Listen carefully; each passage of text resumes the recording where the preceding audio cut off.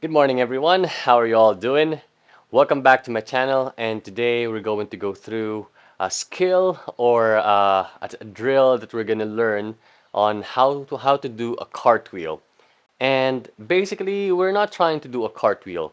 We're trying to learn the movement pattern so that it will help us in learning the skill of bailing out in handstand practice.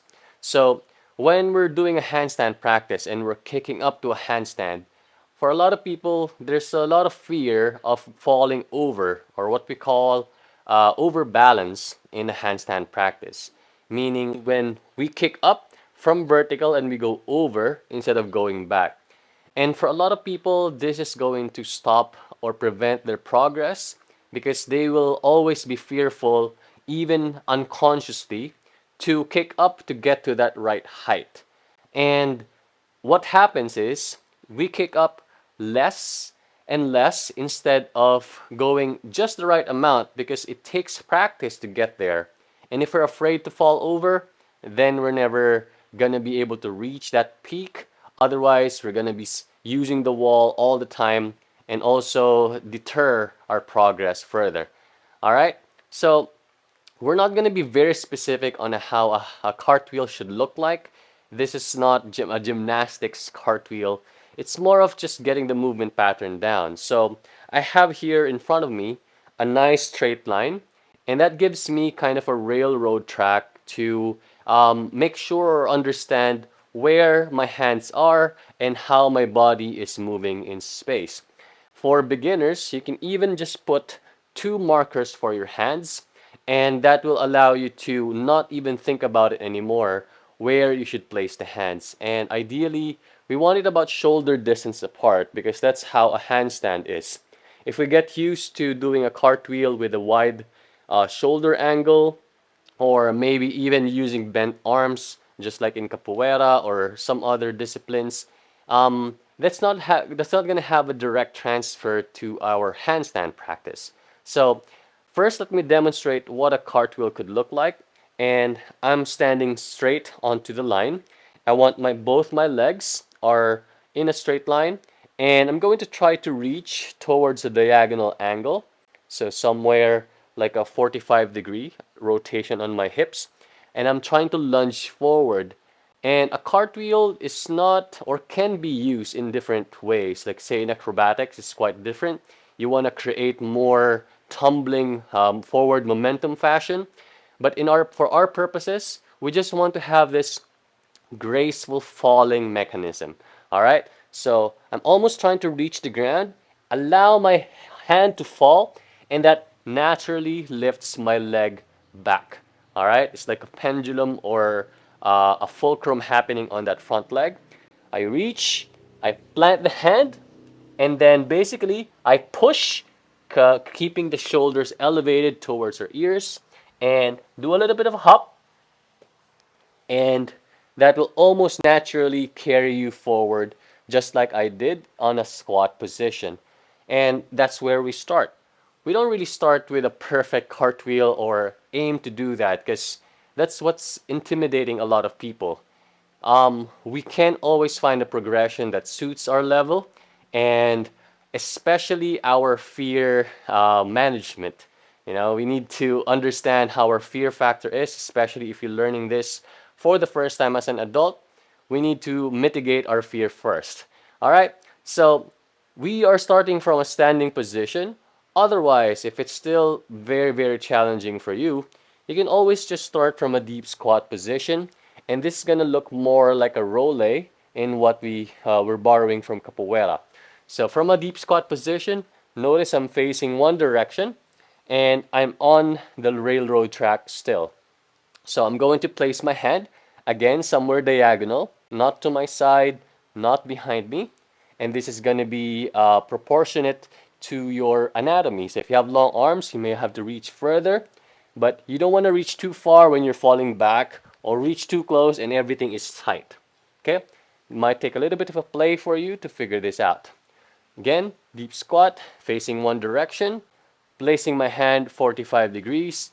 Now I'm going to try to create this arching motion to lift up my hips And again, planting my hands shoulder distance apart, pushing tall on the shoulders or closing the shoulder gap. And what I'm just going to do is lift up my hips so that my legs will roll, finding like a wide straddle stance. But I'm trying to keep my weight over my shoulders, not over my legs, because that's going to feel heavy, you will see. To lift up the legs and put it behind you so that reversing the motion and creating that other side of the arc. All right, let's do that going the other way. Planting the hand, and you always want to look where you want to go. So I'm planting my hand, looking at my hand, creating this arc, this high hip motion. Lift up the legs and straddle and cross and go the other way. Notice if you have a line, it's quite easy to remember or notice where you can place the feet. And if you're doing this for the first time, it's actually going to be very awkward. How much distance your feet will land, your feet, your hand placement, and it gets quite entangled quite easily. So having a line, having a feedback can easily give you better information for your brain to digest. All right. So from there, you can easily just progress this with adding a little bit of speed, a little bit of momentum, and maybe a little bit of height. So from the deep squat again, we're rolling the arms, roll, roll, and we're back on this side. Let's go the other way a little bit faster, and maybe a little bit of a hop. Good. And you'll notice I already fell out of line, and that's okay. Because again, we're not trying to do a perfect gymnastics cartwheel, but just that hand, hand, foot, foot placement that this drill gives us a benefit of. All right. Then from there, you can just easily um, get your legs straighter or keep your hips higher by keeping the pushing of the shoulders tall towards the ears. I always teach this in all of my videos because this is one of the most crucial things in your handstand practice. And whatever you do that you want to supplement your handstand, it has to be replicating or mimicking the ideal form in a handstand. All right? So, trying to straighten the legs or maybe getting our hips higher.